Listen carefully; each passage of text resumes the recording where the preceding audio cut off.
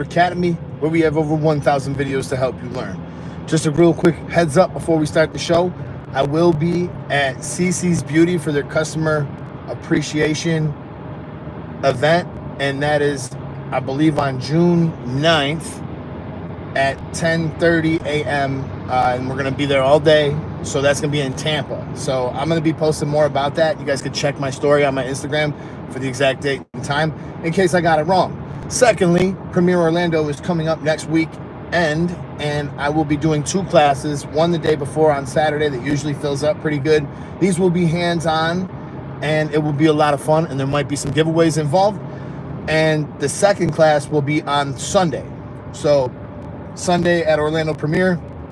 You guys can check my Instagram for any further details, but that's what we're going to be doing. So what up, Primetime? Morning, Neil. Good morning, everybody. So anyhow, it's been an interesting week over here, and everybody's coming back from CT Barber Expo, and all these things are going on. And I was just kind of thinking about how so many big YouTubers are either quitting, have quit, or left the platform, or changed their content. That going on lately. I noticed Chris Basio, he changed his whole kind of channeling. He's doing something different. I respect it. David Falla, he stopped. It looks like he's kind of trying to make a comeback. Ant the Barber, he was just blown, right? And then he left the platform. A lot of the guys that have been doing this for a long time, like me, are getting burned out, and they're leaving the platform. So it's like, I think part of it is just the oversaturation of the market of just haircut tutorials, haircutting in general, which it's full of a lot of people who just want to walk you through their cut and everything like that, and that's what they want to do. I was not at CT Barber Expo. I was actually supposed to go, but long story short, I didn't make it. So I'll be at Premiere Orlando. I hope to see some of you guys here in Orlando. We're gonna be doing it big over here. It's gonna be a lot of fun. So there's a lot of big YouTubers that are either quitting or changing their content, and I totally understand why. There is really, like, if you've been doing the same thing for a long time and your channel has gotten pretty big as a result of it, YouTube wants to bring up other newer channels, and they don't really share your channel as much as it once did. It was really cool when we had subscribers that meant something, but long story short, I can kind of sense that I'm probably going to have to change my channel a little bit. I'm almost leaning towards maybe making this into a shorts channel. Like, I seen so many other YouTubers, I don't really want to name names or pick anybody out, but so many other people just come and they get huger than ever just making short content that's just easy to make, requires 2 clicks, can post on 4 platforms. I mean, that seems to be what is being shared the most. That seems to be like, so it's kind of destroyed the platform in a bit of a way. And if you guys see the title of this, people could tell when you're fake. One of the things that I can see myself probably doing is for the members continuing to do the tutorials, but I'm probably going to stop making tutorials for the public. This will be better anyways, because then I can just make them to be what I want them to be. You guys have to understand that, like, the iterations of the tutorials that you guys see now are literally more than probably close to 17 years in the making, right? I've put a lot of thought into everything. I've taught a lot of people.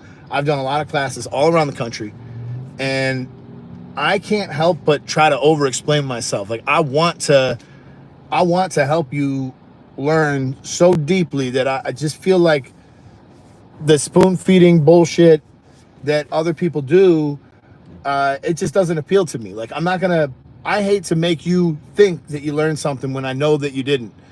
So I can kind of see this channel starting to turn into more of a shorts channel. Obviously, we'll still do the reviews. The reviews still do great because that's all YouTube gives a fuck about is reviews. So we'll do that.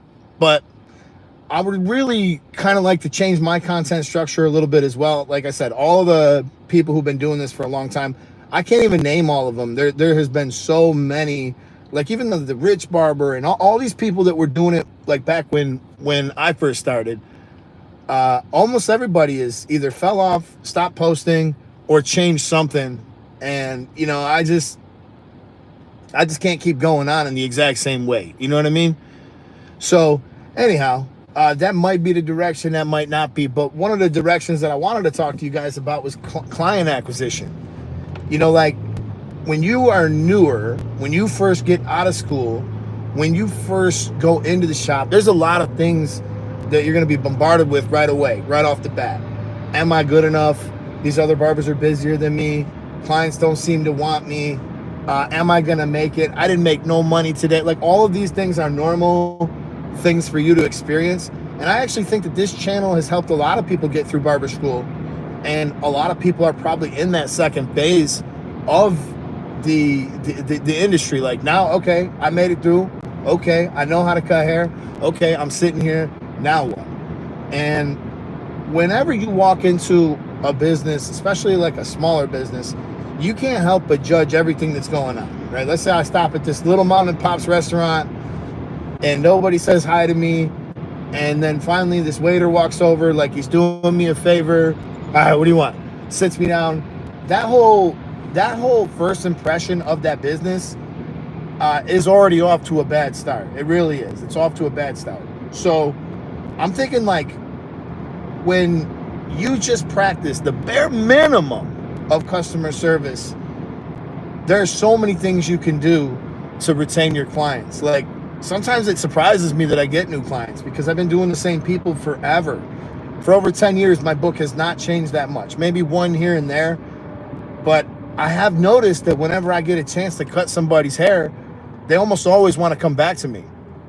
And there's a couple of reasons for that. Is like, I'm not fake, I'm genuine. My interests are genuine. And when somebody walks into the shop, I'm already thinking about how they're perceiving it. If you're not thinking of how they're perceiving your shop when you walk in, you're already off to a bad start, right? So I'm thinking about how do they feel when they first walk in? Has somebody said hi to them when they first walk in? Are we treating them like we're doing them a favor? If I'm late, I'll probably give you a product for free, or I'll do something, or I'll go above and beyond, or I won't even charge you for the haircut. I'll do little things like that show them that I care and show them that my heart is in the right place, right? When you are rushing people, when you like, they can feel everything you do. People can sense when you're being fake. So one of the first things I like to do after I'm done with the consultation, I begin the haircut, I start asking them questions, searching for common ground. You know, what are some of your interests? What are you into? What are your hobbies? What do you, all of those little questions that allow me to make that connection. And I do this with anybody. Like if I literally stop at Walmart over here, I'll be talking to the cashier. If I'm in the gym, I'll be talking to somebody next to me. It really doesn't matter where I am. I'm just like this. Like I can't help but be like this.